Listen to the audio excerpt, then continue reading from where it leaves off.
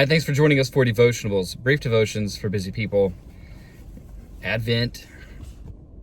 I've been really thinking about hope these last couple of weeks.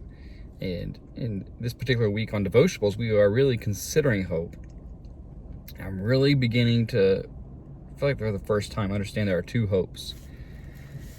In Romans chapter 4, verse 18, Paul uses this phrase. He says, by faith, Abraham hoped against hope. Now, what's he talking about here? You're talking about the situation, you know Abraham's story. Abraham and Sarah, the Lord had promised Abraham that through him, all the nations of the earth will be blessed, that he would have lots of land and lots of kids. That, in fact, he wouldn't even be able to count them when it's all said and done. They'd be like like the sand on the seashore. They'd be like the stars in the sky. So Abraham count them. The problem is Abraham was old and for years. So I think he's 75. I'm going to embarrass myself. I should know these facts off the top of my head. But essentially, he waits.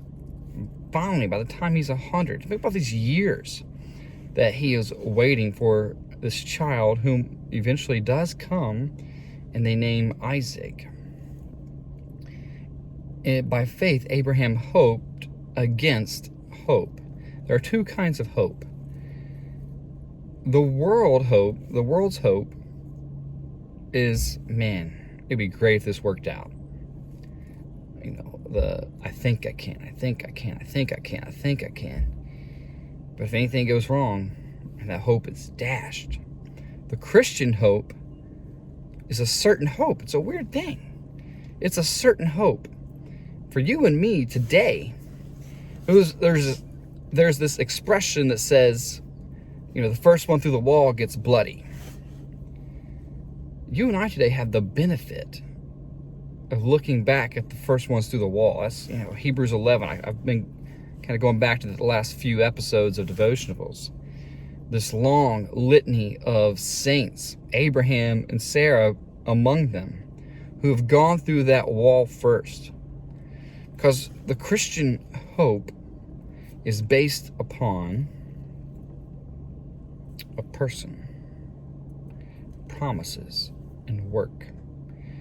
So let's consider these three things briefly today as we try to build our faith so that we can hope against hope. We have a certain hope because of one, he who promised is faithful.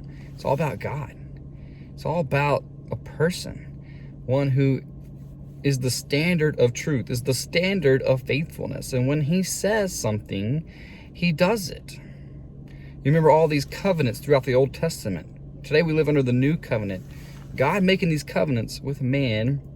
We are always on the unfaithful side of the party. God has always kept his promise.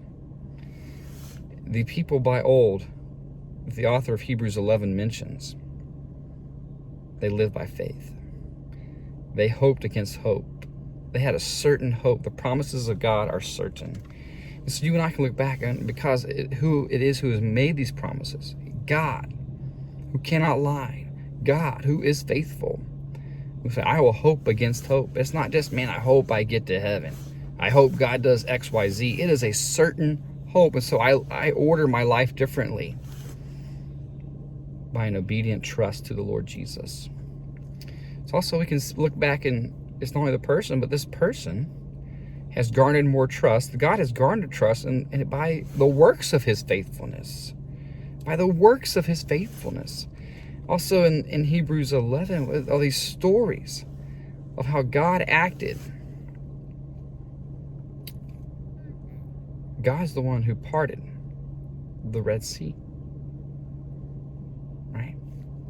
God is the one who has sustained us. So we look back and we see God's faithfulness, and it produces a future faith in us that he will always be faithful. So today when there's these two kinds of hopes, it's about who you're trusting in, and you can trust in him because it's his nature to be faithful. We've seen him be faithful in the past. It's his person, it's his work. The promises are always true. And so by faith, hope against hope. Make sure you have the right hope today. Merry Christmas.